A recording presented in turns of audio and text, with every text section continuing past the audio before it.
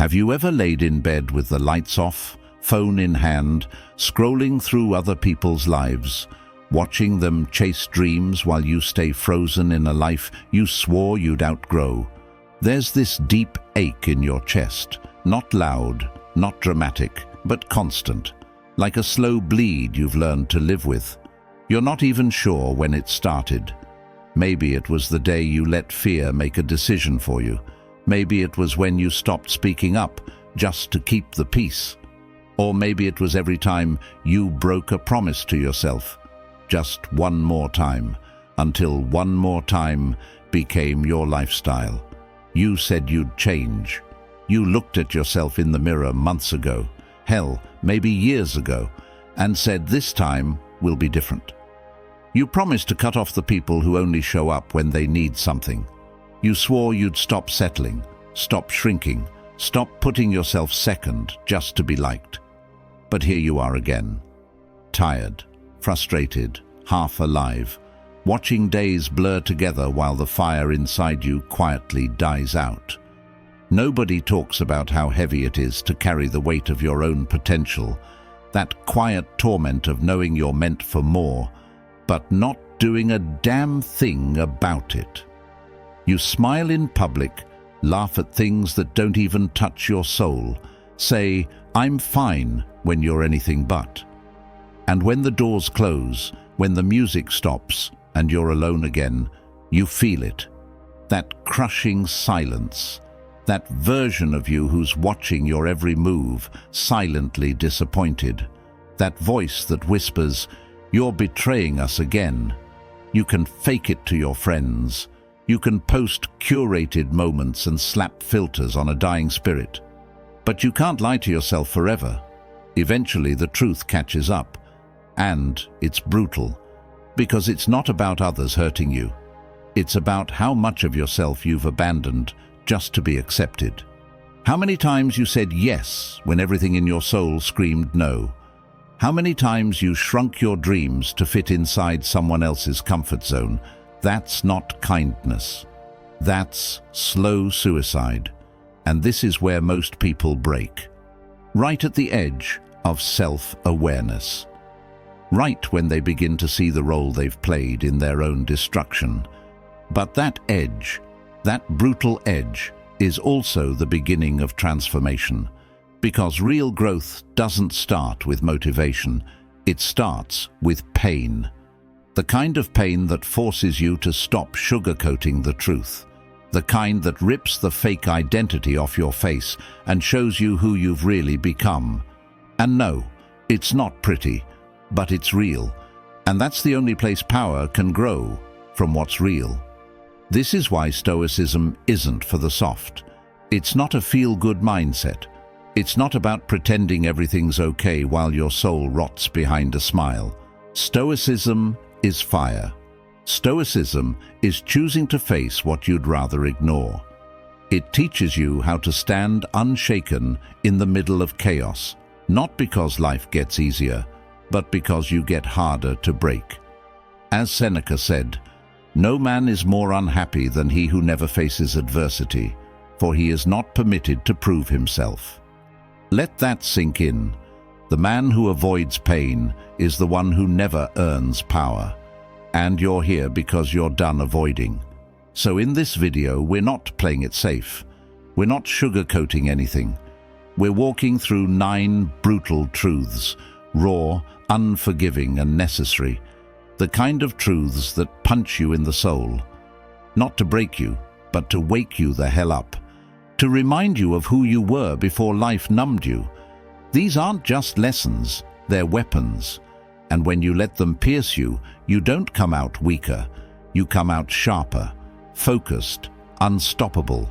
And if any part of this hits you deep, don't scroll away, don't numb it. Let it sink, let it hurt, because that pain you feel, that's not defeat, that's rebirth, that's your future self kicking the walls of the prison you built. You've lied to yourself long enough. This is your reckoning. This is the moment where things either change or nothing ever will. So stay. Watch every second. hit like. Share this with someone who's slipping, drowning in their own excuses.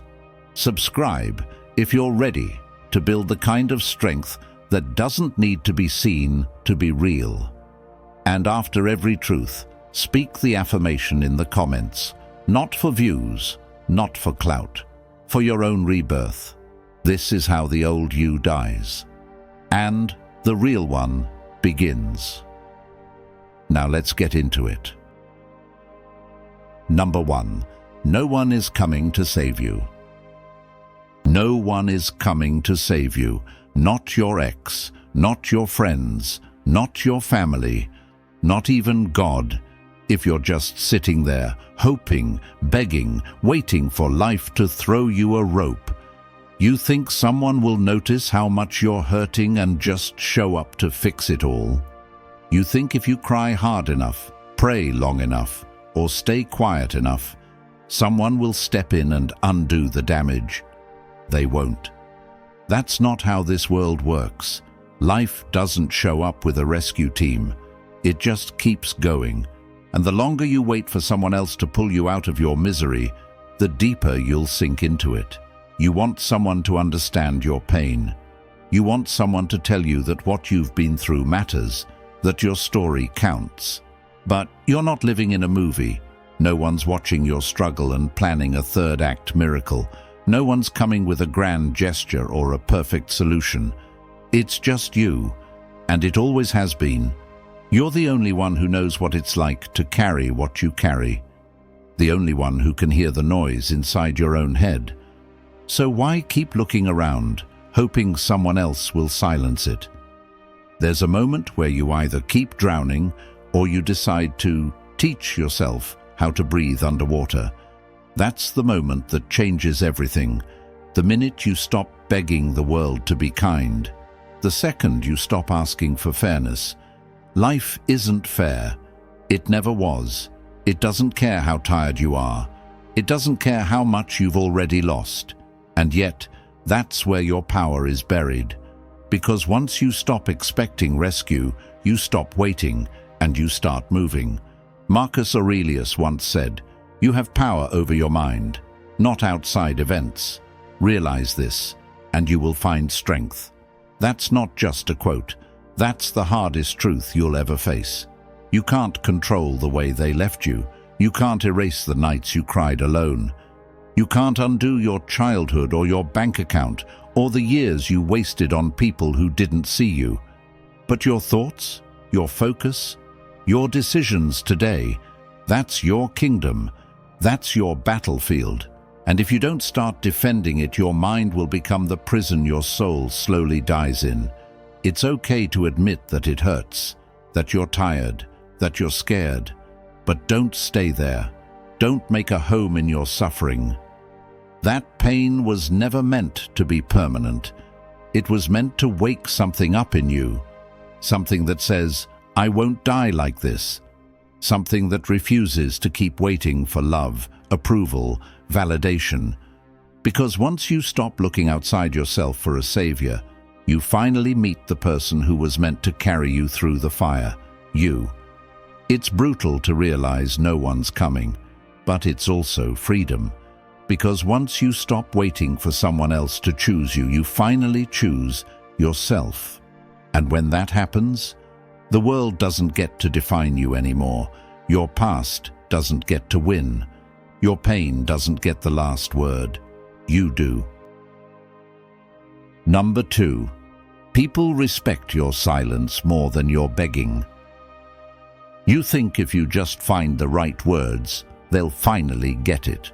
That if you explain it one more time, cry one more time, give them one more chance to see the love behind your mistakes or the loyalty behind your silence, they'll wake up and finally understand who you are. But they won't. Because the more you speak, the less they listen.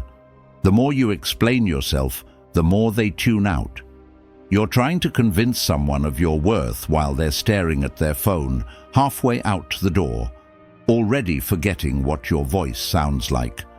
And every time you beg to be seen, to be understood, to be chosen, you disappear a little more.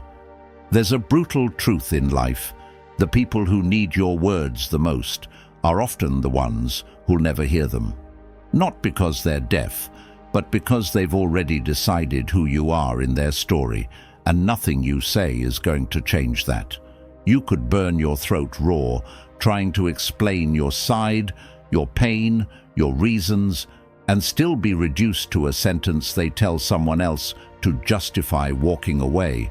That's why silence is powerful, because silence doesn't argue, silence doesn't chase, silence doesn't beg for a heart that's already closed its doors. You don't need to speak to prove your soul. You don't need to justify your love to people who treat it like a nuisance. There's strength in letting them feel the weight of your absence. In not replying, in not defending, in letting your stillness scream what your words could never say. The Stoics didn't sit in silence because they were afraid to speak. They did it because they understood that emotional control is louder than emotional chaos. Epictetus said it best. It's not what happens to you, but how you react to it that matters. So react with silence. React by walking away with your spine straight and your head high. If someone ignores your boundaries, don't negotiate. Disappear. If someone disrespects your soul, don't try to teach them how to love you. Let them feel what life is like without your presence. That isn't revenge. It's wisdom. That's not bitterness. It's self-respect. Because the truth is, people rarely change when you keep showing up to soften the blow. But they start listening when the noise stops. They hear the absence more clearly than the constant explaining. Stop arguing for your worth. It's not a courtroom. You don't need evidence to prove your value. The more you try to be understood by those committed to misunderstanding you, the more you lose yourself in the process. Your peace should never be negotiated. Your soul is not up for discussion. The ones who truly see you won't need 1,000 explanations. The ones who don't won't hear you even if you scream. So be still, be silent, be gone. Let your absence speak what your presence tried to, and watch how loud your silence becomes in the spaces where your voice was once taken for granted. Number 3. Most people don't want you to evolve. They won't say it out loud, but the second you start changing, they feel it, like a slow tension in the room that no one mentions. Suddenly, they're not laughing at your jokes the same. They're not texting as much. The people who once called you family start talking behind your back like you've betrayed them. But all you did was grow. You decided to stop showing up to every meaningless distraction. You stopped spending every weekend numbing your potential. You started reading, thinking, training, healing. And that made them uneasy, because growth exposes stagnation. And when you evolve, they feel like you're leaving them behind, even if you never said a word. They'll call you selfish for putting yourself first. They'll mock your goals like they're ridiculous. They'll roll their eyes at your new standards. But what they're really saying is, you're no longer easy to manipulate. That's what evolution does. It breaks every unspoken contract you had with people who only loved the version of you that stayed stuck. Your peace will irritate those who profit from your chaos. Your clarity will disturb the ones who fed on your confusion. Your power, it scares the ones who only knew you when you were small. You'll feel it, that cold shift, the energy change. Suddenly they're too busy. They joke that you've changed, and you have. That's the point. You outgrew the version of yourself that kept apologizing for existing. You stopped watering one-sided relationships. You stopped pretending to be okay with being treated like a backup plan. And it hurts at first, losing the crowd, watching familiar faces turn distant. But it's not loss, it's shedding, and not everyone is meant to make it to your next level.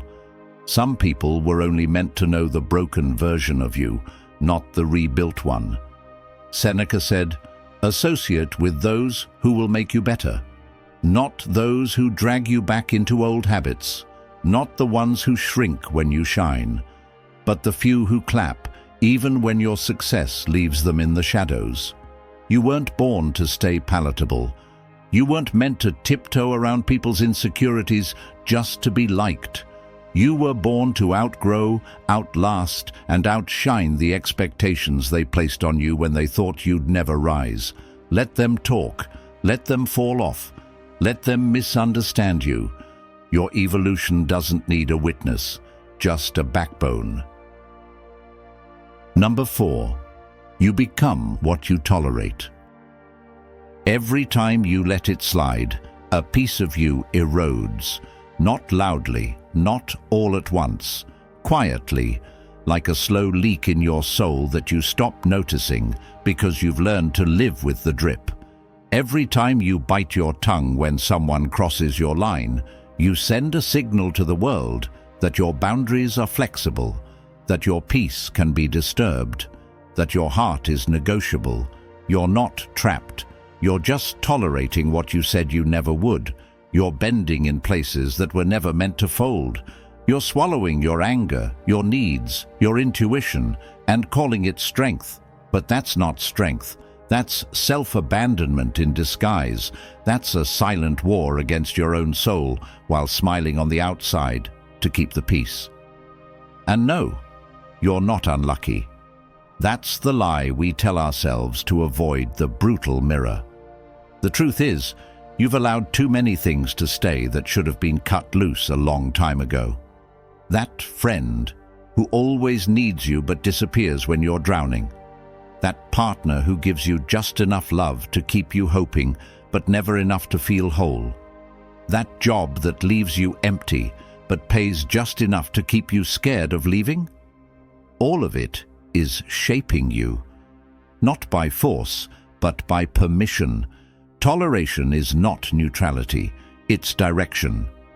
Every time you say, "It's fine," when it's not, you reinforce a standard, and life responds to your standards with brutal consistency. Your world isn't random. It reflects what you've decided to settle for.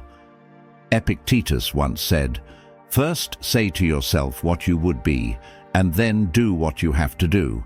But most people never get to that first step. They skip it, they avoid it, they distract themselves. Because naming what you want means you'll have to confront everything you're tolerating that doesn't match it. You want love? Demand respect. You want peace? Stop explaining yourself to chaos. You want freedom? Cut ties with the things you've outgrown. The truth is, comfort and growth don't sleep in the same bed. One will always kick the other out. You either build a life around your standards, or you spend your life tolerating what slowly kills you. You are not a sponge. You are not a dumping ground for disrespect. You are the gatekeeper of your soul. And if your peace keeps getting violated, it's because the gate is still wide open. Close it, lock it, reinforce it, and then rebuild yourself from everything you once allowed. Number 5.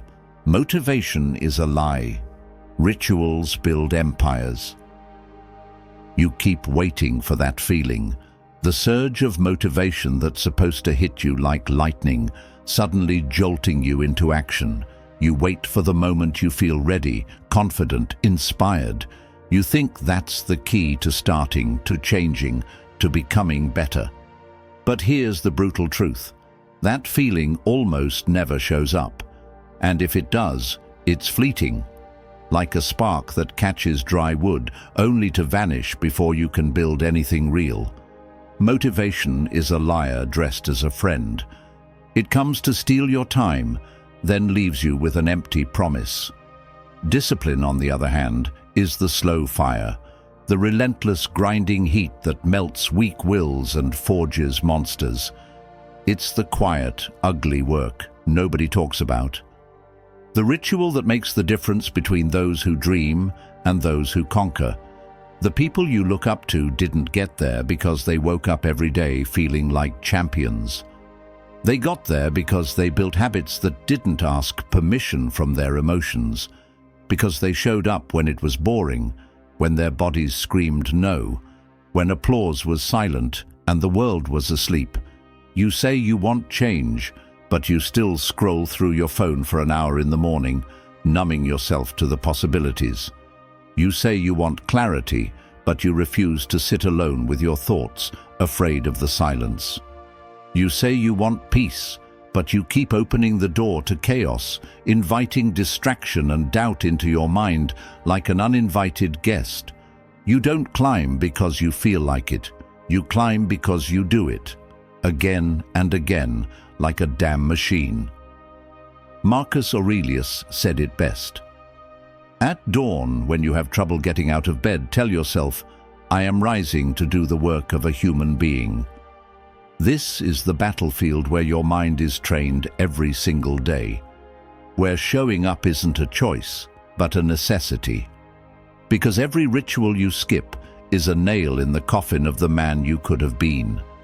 Every excuse you give yourself is a crack in the foundation of your empire. So stop chasing motivation. Stop waiting for inspiration to find you. Replace those empty hopes with momentum. Replace dreams with structure. Replace someday with the brutal, raw power of right now. Your rituals are your salvation, your fortress, your legacy. Don't break the chain. Don't lose the fire. Build the empire with your sweat, your grind, and your quiet, unyielding refusal to quit. Number 6. You won't be remembered for what you started, only what you finished. We live in a world addicted to almosts. Almost starting that business that could have changed your life. Almost getting in shape. Almost quitting the toxic relationships that drain your soul. Almost becoming the person you promised yourself you would be. But almost is the graveyard where dreams go to die. It's the silent thief stealing your legacy while you convince yourself it's just a matter of time. The world doesn't owe you credit for good intentions. It doesn't hand out medals for starting strong or talking big. Life pays only for what you finish. No one remembers the runner who limped at the halfway mark, the artist who abandoned the canvas, or the warrior who dropped his sword when the battle turned brutal. History doesn't honor those who flirt with greatness. It immortalizes those who endure the war until the final breath. Starting feels good, addictively good. It gives you a hit of adrenaline, a false sense of progress that fools you into thinking you're already winning. You post it on social media, tell your friends, hype yourself up like the victory lap has already begun. But when the mountain steepens, when the nights stretch into exhaustion, when the pain gnaws at your bones, that's when the real fight starts. That's when most turn around and disappear into the fog of excuses. What remains behind is a half-built bridge leading nowhere, a pile of broken promises stacked high in the name of almost. Your unfinished dreams don't stay quiet. They rot beneath your skin, bleeding regret that seeps into every corner of your mind. They haunt you in the silence of the night, whispering, "You could have done more. You should have fought harder." Cleanthes, the Stoic warrior, said, "Fate guides the willing, but drags the unwilling." You either march willingly into the fire of struggle, or life hauls you by the neck back to the swamp of mediocrity. Talent means nothing without grit. Drive is useless without stubbornness. Even consistency is meaningless if it doesn't culminate in closure. You have to close the damn door. You have to finish what you started, even if it kills you. Die on that battlefield with your flag planted high if you must. Because the unfinished haunts you with eternal echoes of what could have been. But finishing, that is your salvation. That is your legacy. So today, draw your line in the sand. Not with hesitation, not with half measures, but with ruthless commitment. Choose to finish what matters, or bury your ambitions with honor, but never ever linger in the painful limbo of almost. Number 7. You don't need closure, you need clarity. You're sitting there, fingers hovering over your phone, staring at the silence where their texts used to be. You replay the conversations over and over, as if rewinding could somehow rewrite the ending. You ask yourself why they left, why they changed, why they vanished like you never even mattered. Every unanswered message is a crack in your soul, every ghosted moment a question that haunts your restless nights. You say you want closure, but what you're really craving is something far messier. An admission, a confession, some proof that you weren't just forgotten. You want justice. You want them to own the wreckage they left behind. You want a final moment that stitches meaning into the chaos, that transforms pain into something you can bear. But that's not closure. That's a mirage, a fantasy your heart clings to because the truth is brutal and raw.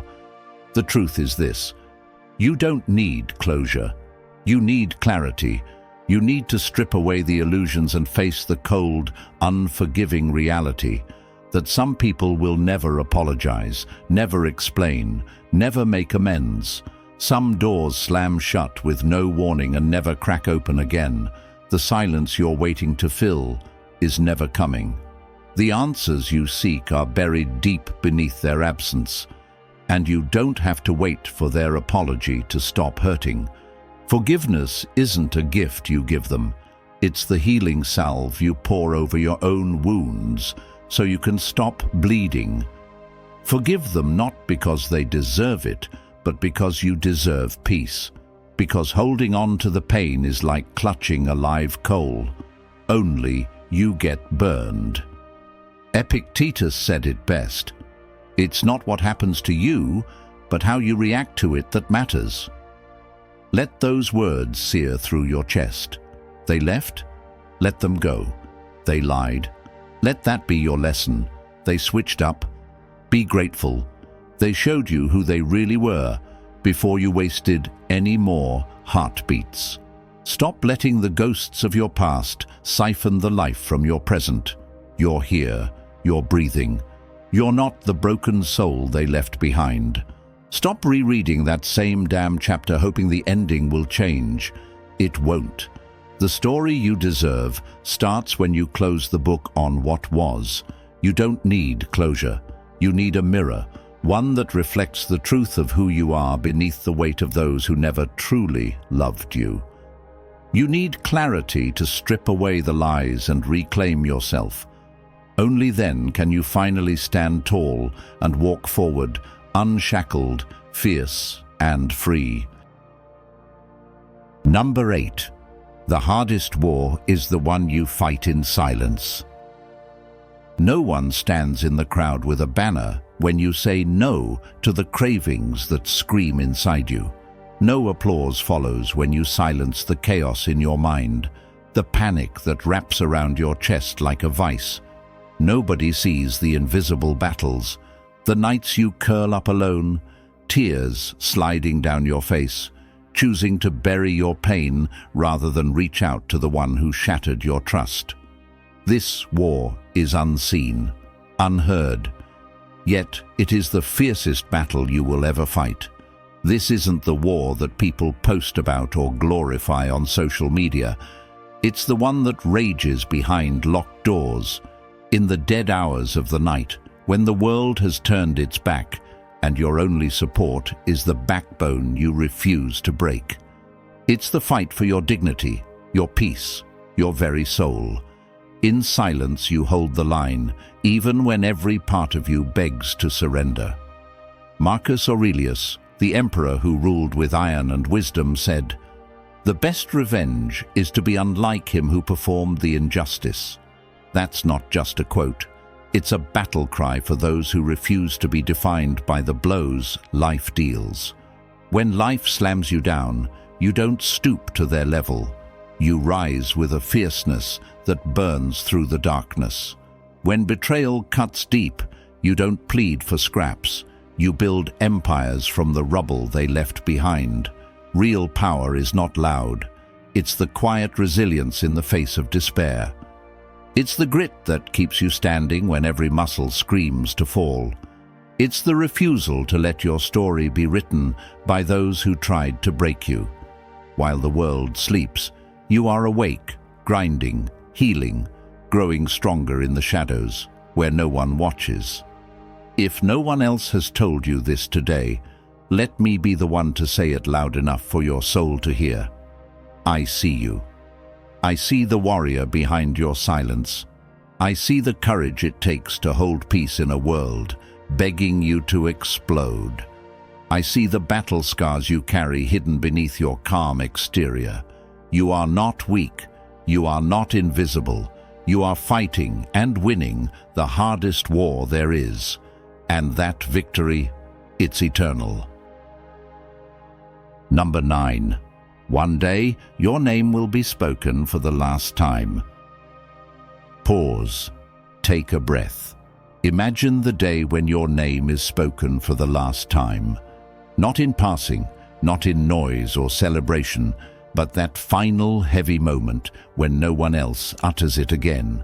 That's the real end, not when your heart stops beating, but when the memory of you fades into the silence of forgotten echoes.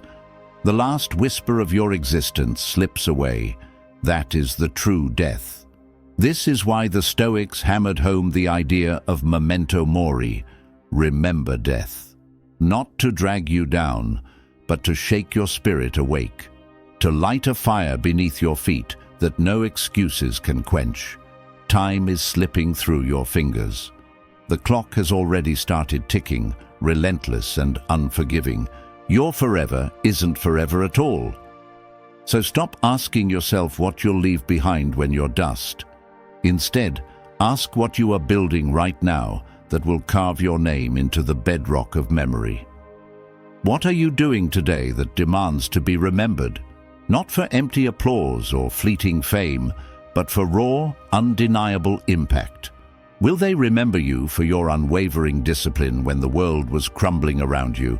For your ironclad integrity when no one else had the guts to stand tall? For the fight you put up when everything inside screamed surrender? For the way you made others feel safe, challenged, and fully alive in your presence? There are no rewinds, no second chances to love harder, risk bigger, or walk away from what poisons you sooner. Every choice you make today echoes into eternity. Every word you speak, every silence you hold, builds the monument of your life. So look deep inside. What's your name echoing right now? Is it a roar or a whisper? Is it weighty with meaning or fading into nothing? Fix what's broken. Forgive what's dragging you down. Build what's worthy of your soul's fire. Speak truth with raw honesty. Let your life scream louder than your voice ever could. And when that final moment comes, when your name is spoken for the last time, may the silence that follows be thick with respect, not regret. If you're ready to claim that legacy, say this with me. My name will echo after I'm gone. If you've made it this far, it means something. It means you're not here to live easy. You're not here to drift quietly through a life of comfort and complacency.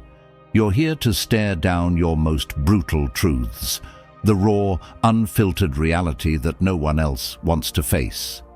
And to come out of the fire stronger, sharper, unbreakable. This isn't just some ancient philosophy. Stoicism is war paint smeared across your soul. It's the armor forged in the furnace of struggle, built to carry you through every damn battle life throws your way. These words are not meant to be whispered and forgotten. They're meant to be tattooed on your heart, to scar your memory with the weight of real change. Let them sink into your bones and guide every step you take. Let them be the unshakable compass that points you to who you must become, the relentless warrior in a world of chaos. If this message hit you deep, don't keep it to yourself. Like it. Comment your truth. Share it with someone who's stuck in the shadows, someone who needs this fire to ignite their own fight.